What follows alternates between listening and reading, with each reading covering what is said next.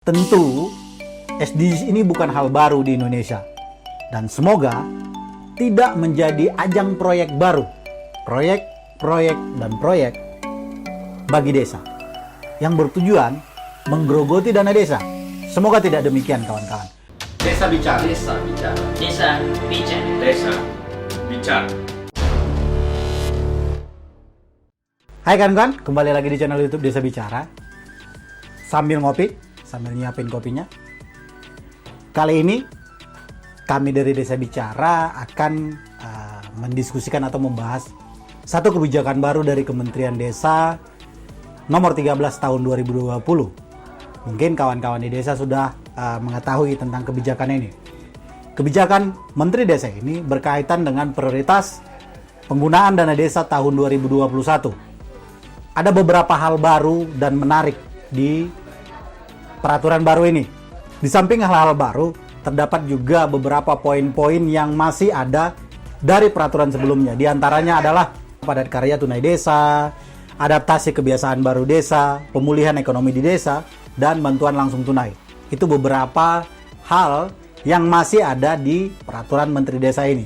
Hal baru tadi yang muncul dari Permendes PDT nomor 13 tahun 2020 ini adalah SDGs Desa. Apa itu SDGs Desa? Seperti apa nanti prakteknya di desa? Nah, serta bagaimana bentuk dan mengapa SDGs Desa di dalam prioritas pembangunan dana desa tahun 2021 ke depannya mau bagaimana? Hal-hal ini kemudian menjadi pertanyaan yang mungkin akan kita diskusikan dan akan kita sampaikan di video ini. SDGs sendiri merupakan kepanjangan dari Sustainable Development Goals, atau kalau dalam bahasa Indonesia menjadi tujuan pembangunan berkelanjutan, atau mungkin lebih sederhananya adalah pembangunan berkelanjutan. SDGs ini merupakan program sudah ada sebelumnya, yaitu lanjutan dari program MDGs, Millennium Development Goals, yang dimulai pada tahun 2000-an. Ya, namanya juga millennium. Pada September 2015 di New York, Amerika Serikat menjadi titik sejarah dalam konteks pembangunan global di seluruh dunia, termasuk di Indonesia. Melalui dokumen yang diberi judul Transforming Our World, The 2030 Agenda for Sustainable Development, yang berisi 17 tujuan dan 165 sasaran. Dokumen ini dikenal dengan istilah Sustainable Development Goal atau SDGs tadi. Nah, sebanyak 193 negara dan pemerintah dunia hadir menyepakati agenda pembangunan universal baru ini yang berlaku hingga tahun 2030. SDGs sendiri bertumbuh pada 3 pilar, yaitu pilar sosial, pilar ekonomi, dan pilar lingkungan. Pilar sosial ini merupakan pembangunan manusia dalam ruang lingkup sosialnya. Sedangkan dalam pilar ekonomi tentunya adalah pembangunan ekonomi itu sendiri. Dan terakhir, pilar ketiga tadi yaitu lingkungan, termasuk di dalamnya keanekaragaman hayati.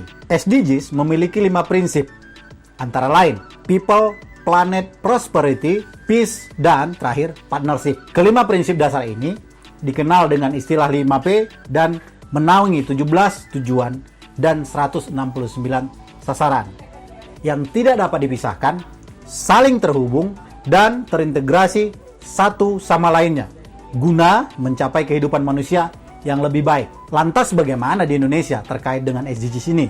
Sekedar informasi dan mungkin kawan-kawan di desa juga sudah tahu, 15 tahun yang lalu sebenarnya pada masa MDGs, kerangka hukum yang digunakan sebagai dasar pelaksanaan di Indonesia adalah Instruksi Presiden nomor 3 tahun 2010. Impres ini memberikan haluan besar tentang pelaksanaan pembangunan yang berkeadilan untuk kesinambungan serta penajaman prioritas pembangunan nasional yang tujuannya kepada beberapa kepala instansi dan lembaga pemerintah serta kepala daerah.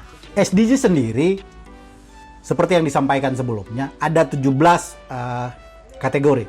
Yang pertama itu no poverty, yang kedua zero hunger, yang ketiga good health and well-being, yang keempat quality education, yang kelima gender equality, keenam clean water and sanitation, Ketujuh, affordable and clean energy. Kedelapan, decent work and economic growth. 9, industry, innovation, and infrastructure. 10, reduce inequalities. 11, sustainability and communities. 12, responsible consumption and production. 13, climate action. 14, life below water. 15, life on land. 16, peace, justice, and strong institution. Dan terakhir, 17, partnership for the goals. Itu 17 SDGs yang juga dilaksanakan di seluruh belahan dunia, termasuk Indonesia. Nah, saat ini Indonesia sedang menerapkan SDGs ini. Salah satunya tertuang dalam Peraturan Presiden Nomor 59 Tahun 2017 tentang pelaksanaan pencapaian tujuan pembangunan berkelanjutan.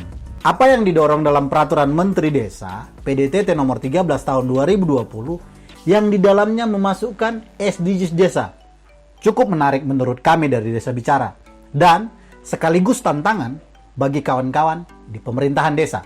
Kenapa tantangan? Karena SDGs desa sendiri terdapat 18 indikator.